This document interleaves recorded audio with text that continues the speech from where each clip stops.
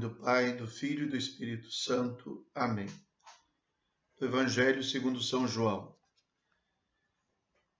Naquele tempo, disse Jesus aos seus discípulos: Agora parto para aquele que me enviou, e nenhum de vós me pergunta: Para onde vais?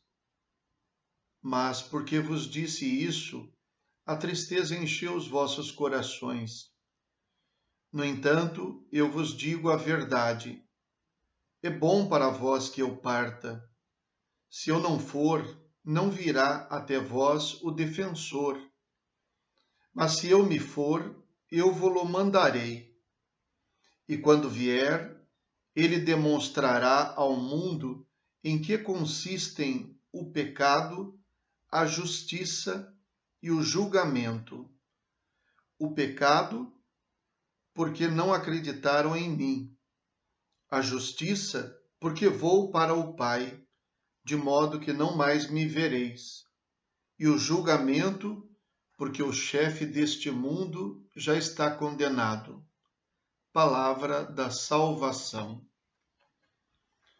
No trecho de hoje nós encontramos mais uma vez Jesus colocando ou sendo objeto da pergunta: para onde vais? Nós podemos recordar que em duas ocasiões próximas esta pergunta ou esta ideia foi colocada. Primeiro, lá no capítulo 13 de São João, nós estamos no capítulo 16, no capítulo 13, quando Pedro pergunta a Jesus: para onde vais? E depois, então, anuncia que para onde Jesus for, ele irá também, e Jesus prevê a negação, a tripla negação de Pedro. Depois, no capítulo 14, nós encontramos a conversa entre Jesus e Tomé, quando então Jesus diz: para onde eu vou, vós conheceis o caminho. E Tomé diz: não sabemos para onde vais, como podemos saber o caminho? E Jesus responde dizendo: eu sou o caminho, a verdade e a vida. No trecho de hoje, no capítulo 16, Jesus parece reclamar porque os discípulos não perguntam para onde ele vai. O contexto aqui é diferente. Esta palavra para onde vais aparece em outro sentido nessas citações que eu acabei de mencionar. Nesse trecho de hoje, Jesus opõe a pergunta para onde vais à tristeza. Eu disse que eu vou partir e vocês parecem que não estão preocupados em para onde eu vou. Em vez disso, estão tristes. Então ele coloca como se fosse uma oposição, nesse contexto que nós ouvimos hoje. Então, se vocês soubessem para onde eu vou, vocês não ficariam tristes. Neste sentido aqui, a meta de Jesus é a consolação. E é por isso que Jesus parece reclamar. E ao mesmo tempo dizer a eles que não só é importante para onde ele está indo, vou para o Pai, como também é importante que a sua partida não signifique um abandono, mas signifique uma nova fase. É bom para vós que eu vá, porque se eu não for, não será dado o defensor. Eu vos digo a verdade, é bom para vós que eu parta, se eu não for, não virá até vós o defensor. Mas se eu me for, eu vos mandarei. Então, Jesus consola os discípulos nesse trecho que nós ouvimos, consola a tristeza,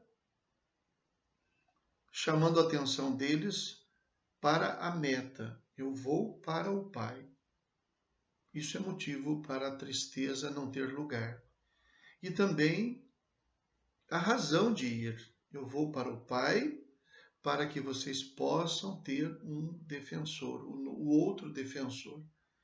Então, assim, mais uma vez, Jesus continua nesse longo discurso, nas suas palavras que, por um lado, apresentam as dificuldades que os discípulos vão encontrar e apresenta, sobretudo, a realidade da sua partida, mas Jesus o faz com a intenção de consolá-los, de anunciar a vinda do defensor, do Paráclito, do Consolador, para que eles sejam capazes de enfrentar as dificuldades, as perseguições da vida futura. No nosso caso, as perseguições da vida presente, as dificuldades do momento em que nós estamos vivendo.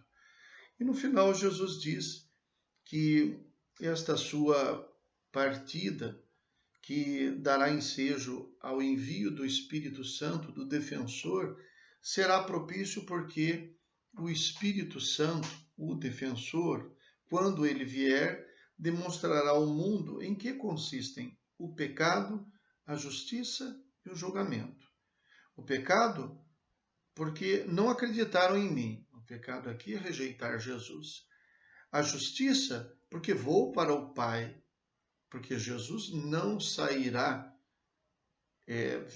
derrotado, mas ele vai para o Pai. Isso significa a vitória de Jesus, de modo que não mais me vereis. E o julgamento, porque o chefe deste mundo já está condenado.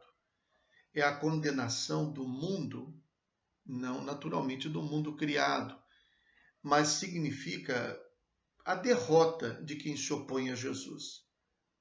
São João não pensava, e nem nós vamos pensar, que a derrota dos que se opõem a Jesus significa pisar no inimigo, a morte do inimigo, significa a divisão do mundo, significa a prevalência do ódio. É claro que não, de jeito nenhum. A vitória de Jesus é a vitória do amor. Não é a vitória que significa a morte do inimigo, de modo nenhum. Mas significa muito mais do que afirmar a derrota, significa afirmar a vitória de Jesus. Jesus prevalecerá, mesmo tendo sido crucificado.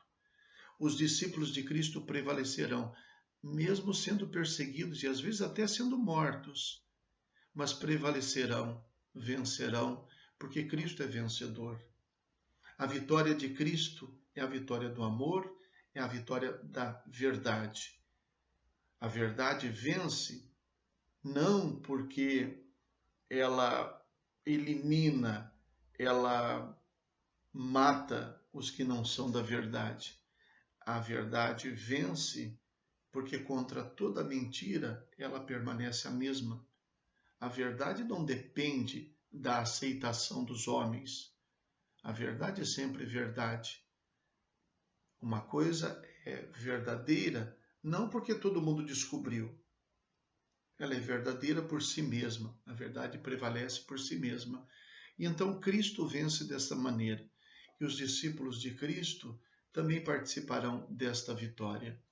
Mas para que isso tudo aconteça, é necessário que a realidade da partida de Jesus, dos obstáculos, das perseguições dos discípulos de Jesus, sejam aceitos, sejam assimilados, sejam acolhidos, para que a vitória de Cristo sobre o mundo se manifeste, não porque os discípulos de Cristo vencem o mundo num combate material, num combate de guerra, mas porque a palavra de Jesus vai permanecer, vai prevalecer.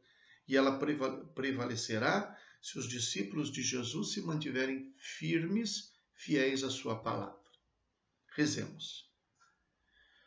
Ó Deus, que o vosso povo sempre exulte pela sua renovação espiritual, alegrando-nos hoje porque, adotados de novo como filhos de Deus, esperemos confiantes e alegres o dia da ressurreição. Por nosso Senhor Jesus Cristo, vosso Filho, na unidade do Espírito Santo. Amém. O Senhor esteja convosco. Abençoe-vos o Deus Todo-Poderoso, Pai, Filho e Espírito Santo. Amém. Fiquem com Deus.